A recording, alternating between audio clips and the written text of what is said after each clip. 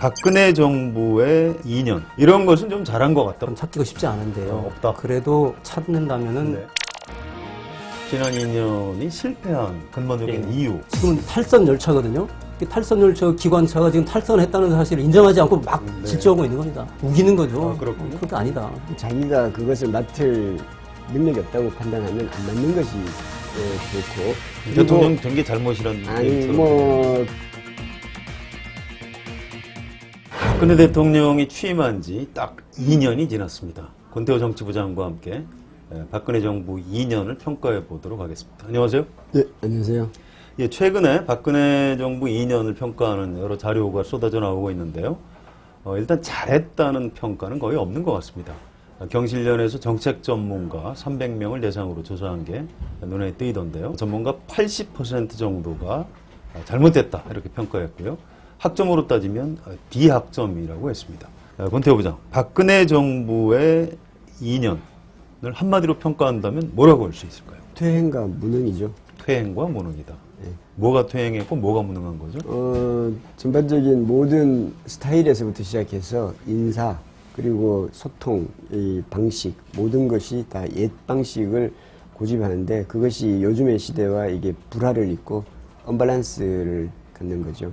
그리고 무능은 뭐 굳이 길게 말씀드리지 않아도 아실 것 같습니다. 네, 뭐 대략 알 것 같습니다. 네. 자, 임석규 기자 어떻습니까? 국민과 줄다리기를 펼치고 힘겨루기를 한 2년이다. 이렇게 좀 평가를 하고 싶습니다. 네, 무슨 의미죠? 좀 어렵네요. 그러니까 이제 대통령이 처음에 그 인사를 보면 고집, 뭐 밀봉, 불통, 수첩 이런 인사를 예로 들겠습니다. 그렇게 한 거죠. 근데 국민들은 그게 마음에 안 들었던 겁니다. 그래서 좀 바꿔라, 변해라 이렇게 줄기차게 요구를 했어요. 그래도 대통령이 나는 못 바꾸겠다.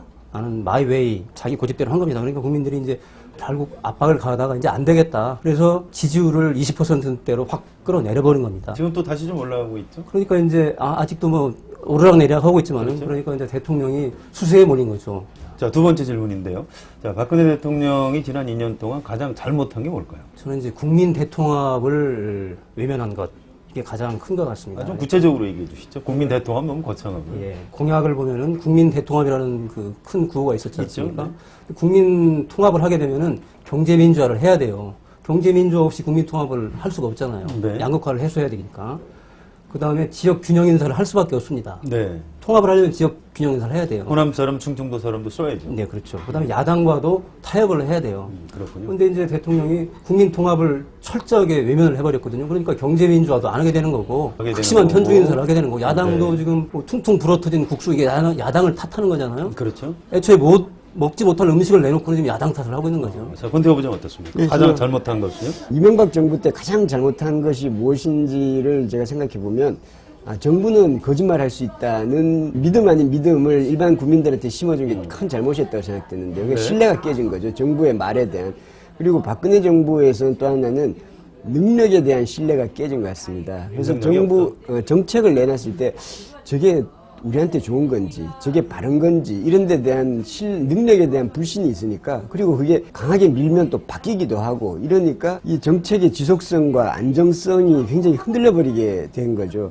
이거는 앞으로도 박근혜 정부 이후에도 이것은 어느 정도 후유증을 미칠 수 있는 정부가 이렇게 무능할 수도 있다. 그렇죠. 나보다 못하다 이런 느낌이 되면 정부의 권위와 위신이라는 것이 무너지게 되는 거죠. 거짓말이라는 측면에서 또 이명박 정부보다 덜한 것 같지가 않아요. 그렇죠. 아니, 그러니까 이게 덜하다는 게 아니라 거기에 플러스 알파가 공약들 된 보면 아주 거죠. 뻔뻔할 정도로 뭐 특히 이제 검찰 인사라든가 이런 보면은 그렇게 극심한 지역 편중 인사를 해놓고는 우기는 거죠. 그렇군요. 그렇게 아니다. 거짓말 플러스 무능까지 점점 더 나쁜 쪽으로 가고 있네요. 자, 근데 그럼에도 불구하고 이런 것은 좀 잘한 것 같다. 뭐 그런 거 없을까요? 친인척 비리가 없죠. 친인척이 별로 없지 않나요? 없죠. 예, 그러니까 네. 원천적으로 생기기가 힘든 구조고 그리고 앞으로도 아마 친인척 비리가 없을 것 같습니다. 이 역대 정부에서 친인척 비리가 없었던 정부가 없었는데 아마 박근혜 정부는 유일하게 될 것 같고요. 복지 물론 공약을 많이 어겼다고는 했습니다만은 어쨌든 이전보다 늘어나면 늘어났지 줄지는 않았고요. 네. 기초노령연금 약속만큼 못 지켰지만 어쨌든 하고 있고요. 4대 중증질환 물론 약속만큼 못하지만 어떻게든 하려고 노력은 하고 애쓰고 있죠. 있고 이른바 정상 외교 측면에서 차밍 외교라는 말을 하기도 하던데. 차밍 외교? 예, 매력적이다? 매력적인 이제 외형적인 매력 그리고 매너라든지 이게 몸에 밴 매너 이런 것들이 외국 좋은 정상들이 인상을 대부분 주겠네요. 나이든 남자들이니까 네. 좋은 인상을 주고 그것이 어떤 형태로든 국익에 조금이라도 도움이 되지 않을까 싶습니다. 뭐 네. 중국 같은 경우에도 많이 그런 거가 많이 좋아진 것 같기도 하고. 그렇군요. 한 가지 첨언을 하자면 이 친인척 비리는 없었지만 측근들의 과도한 영향력 행사 이게 이제 또 다른 폐해로 나왔죠. 아니, 그러니까 그건 이제 나온 건 잘못한 없지만 거고요. 잘못한 건 지적하고 싶었어요. 잘한 잘한 거. 부분이 있다라면 대미 외교, 대중국 외교에서 비교적 이명박 정부보다 상대적으로 균형적인 자세를 취하지 않았나. 이명박 정부 시절은 미국 일방 편향된 그런 외교를 펼치면서 이제 중국과 관계가 매우 껄끄러지고 그랬는데 박근혜 정부는 그래도 중국과의 관계도 비교적 나은 편이고 대북 문제에 있어서도 이명박 정부와 비교해서는 그래도 좀 덜 공격적이고 덜 대결적이고 상대적으로? 네, 그렇다는 거죠. 알겠습니다. 뭐 거의 일을 안 했지만 그래도 좀 낫지 않나 싶습니다. 이렇게 박근혜 대통령의 지난 2년이 실패한 근본적인 예. 이유, 원인, 그건 뭐라고 생각하십니까? 옳지 않은 방향으로 가고 있다라는 진단 자체가 없는 겁니다. 지금 대통령은 틀린 게 없다. 옳은 방향으로 가고 있고 맞다라는 자기 확신이 아직도 지나쳐요. 네.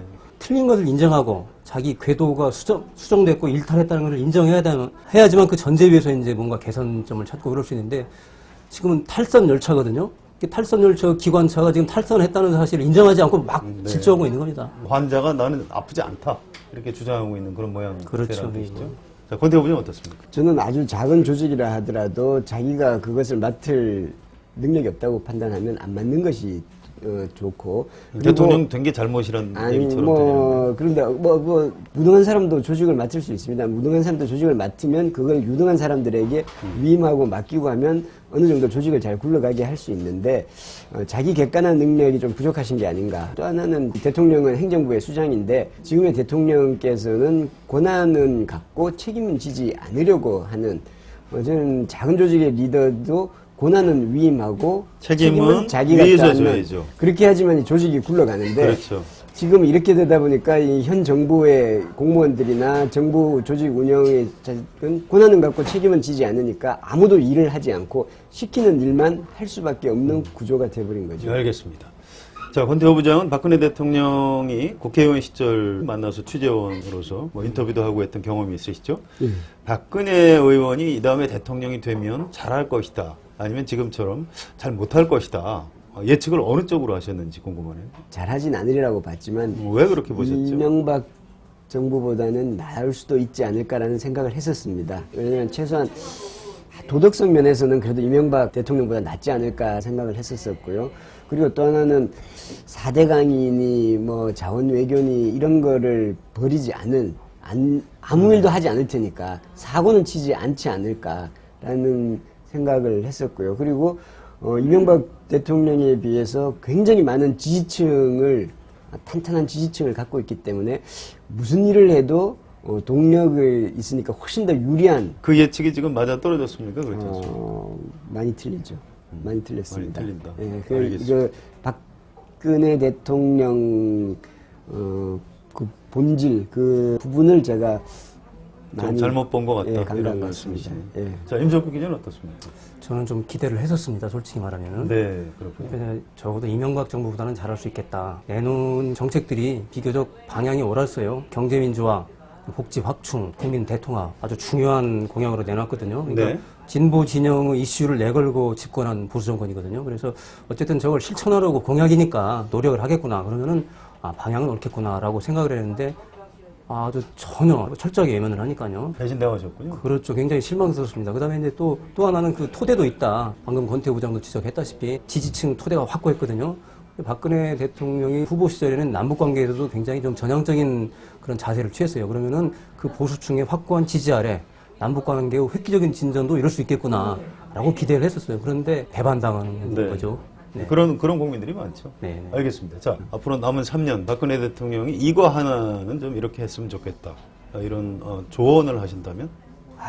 뭐 조언이란 게 뭐 사실 무의미한 것 같아서 그렇긴 합니다만은 위임하고 아랫사람들한테 그 권한을 주고 이런 것들 한번 시도라도 해보면 네. 조금 달라질 수 있지 않을까 생각을 해봅니다. 네, 알겠습니다. 자, 임석규 기자.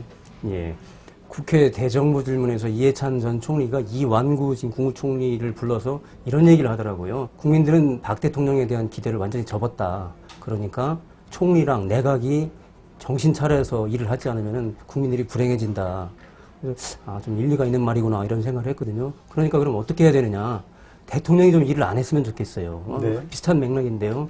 좀 맡기고 만기 칠람에서 벗어나서 좀 위임을 과감하게 해주고 그러면 오히려 더 국정이 잘 돌아가고 인사도 좀 숨통이 좀 트이고. 자, 두 분 말씀하신 걸 정리하면 이렇게 될 것 같습니다. 박근혜 정권의 문제는 사실은 대부분 박근혜 대통령 개인의 정치적인 역량 그리고 독선적인 리더십 때문에 발생한 것입니다. 따라서 앞으로 남은 3년 동안 박근혜 대통령이 청와대 비서실장, 국무총리 그리고 각부 장관들에게 가급적 많은 권한과 책임을 위임하고 본인은 좀 제발 좀 가만히 계셔주는 것이 본인의 지지율 상승 또는 우리나라 국정의 안정을 위해서 도움이 될 것 같다.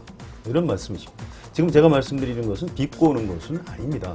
대통령이 자신의 권한을 또 책임을 아래로 자꾸 넘기면서 그럼으로써 성공하고 성취하는 비움의 리더십. 이것을 박근혜 대통령이 꼭 배웠으면 좋겠습니다. 정치 토크 덜 짚고 여기서 마치겠습니다.